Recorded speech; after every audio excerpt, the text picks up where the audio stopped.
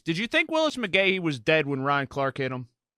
No question. I thought he did. I thought he passed on the football field. I'm not lying. I'm not even being funny, guys. You guys know I love to have fun. But literally, when Ryan Clark hit McGahee, and I knew McGahee coming out of high school, being from South Florida, I literally thought he died. January 18th, 2009.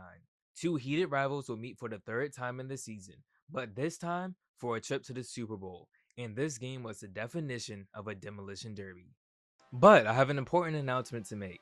Fall and the NFL season are just days away, and to help you guys stay in style, Ultra Game NFL and I have partnered to give away this awesome Ultra Game Men's NFL Active Base Dye t-shirt, which is available in any team. To enter, make sure you are subscribed to me and Ultra Game, like this video, and comment your favorite team or player. This giveaway will run from today, Sunday, September 4th to Tuesday, September 6th. The prize will be shipped to a US address only, and we will be checking to make sure you are subscribed to Ultra Game's YouTube channel or social media platforms. All links will be in the description of this video, so don't miss out.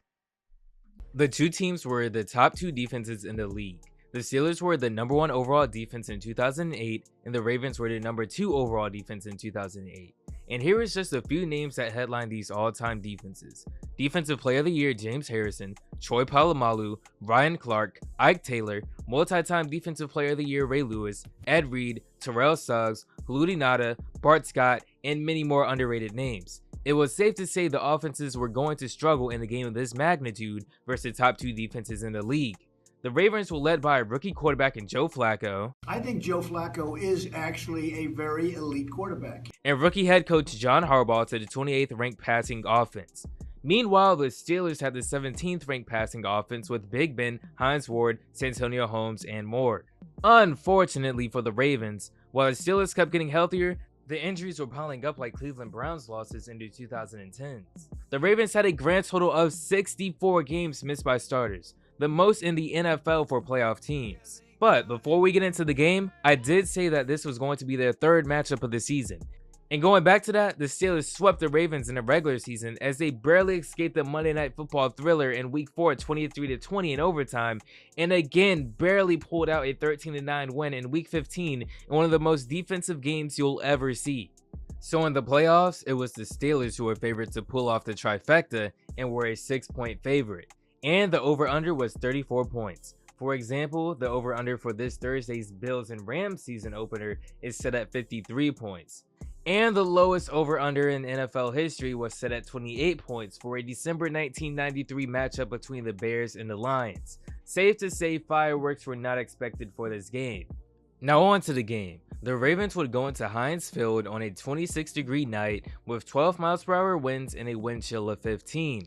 And on the very first, yes, the very first kickoff, two Ravens players were injured. Darren Stone was leveled so hard from this block that commentator Phil Simms said he was walking to the wrong sideline and had to be helped by his teammates to the Baltimore sideline. On top of that, Pro Bowl special teamer Brendan Ayanbadejo was injured on the same play. And we are just getting started. The first kickoff alone showed how brutal this game was going to be. Also, check out this play by Ed Reed a few plays later.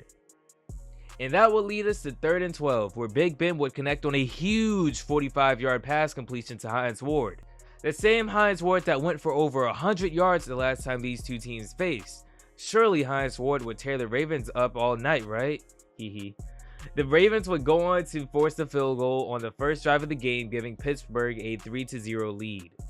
And of course, Flacco and the Ravens would go 3-and-out to start the game, but don't worry, Baltimore's defense showed up today, quickly ending the Steelers' next drive. But too bad the defense couldn't stop Flacco from making this horrid pass on 3rd and 7 the following drive. Flacco started the game 1 for 4 for 2 yards, and trust me, it wouldn't get better for a while for the elite quarterback. I think Joe Flacco is actually a very elite quarterback. On 3rd and 10, Ben would find, of course, Hines Ward for the first down completion. Surely the start to a dominant 100-yard game for Mr. Ward. Oh wait. Now Hines Ward is injured just like that and would be a non-factor until officially shutting it down for the night in the second quarter. And of course a Ravens player was injured on the same play, because hey, why not? And how about we continue the trend? The very next play on what seemed to be a catch resulting in the Steelers getting a 1st and goal was reversed to incomplete, and what a hit on Roethlisberger. And adding insult to injury, 2 plays later, Ben was rocked from behind like the Ravens have a bounty on his head. The Ravens offense would of course follow up the Steelers field goal with a 3-and-out, but this Flacco stat line is hilarious. After the next play, he'd be 1 for 7, 1 INT, 4 total yards with no first down in the first 3 series. I think Joe Flacco is actually a very elite quarterback. But don't worry, Baltimore, Ray Lewis is here to save the day. And of course, the Ravens couldn't capitalize as they couldn't pick up a first down on the ensuing drive thanks to Troy Polamalu pulling off this insane signature play to stop the elite quarterback sneak attempt on 4th and 1. We finally made it through the first quarter, and look at these nasty stats put up by Baltimore. Thankfully, a minute into the second quarter, the Steelers gave us some fireworks with his 65-yard touchdown to Holmes. Sidesteps another hit. Miller down there leading the charges. Washington's going to throw a block, and Holmes has taken it. And hey, Flacco made a big play, but what a hit by Ryan Clark. Oh, you thought we were done with the injuries? The Defensive Player of the Year, James Harrison, was down with some sort of leg injury, and of course McGahee was shaken up on that play. And drives over again as Flacco was sacked. And what an incredible stat we have here. Maybe we can go a few plays without an injury, right? Well, Nate Washington was injured on this incredible catch. How about some good old AFC North rivalry beef? The Steelers would punt, and what a return. The Ravens offense finally has life.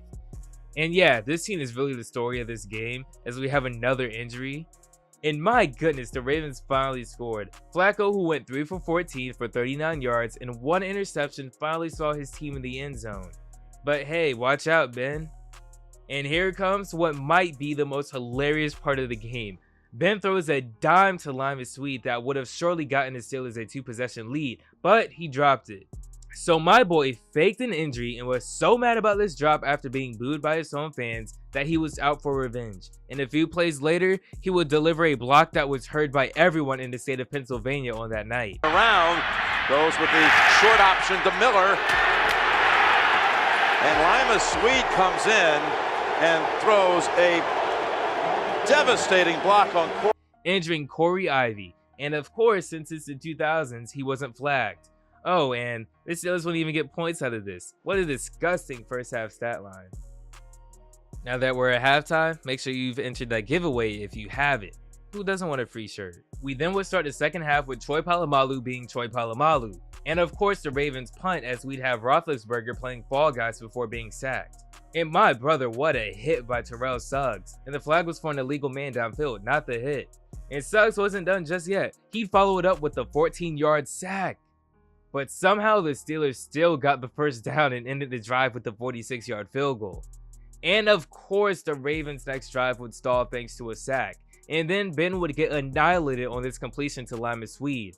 Nothing would come out of the drive, and wow, the Ravens finally woke up, resulting in a touchdown. And after all that, it's only a 2-point game in the fourth.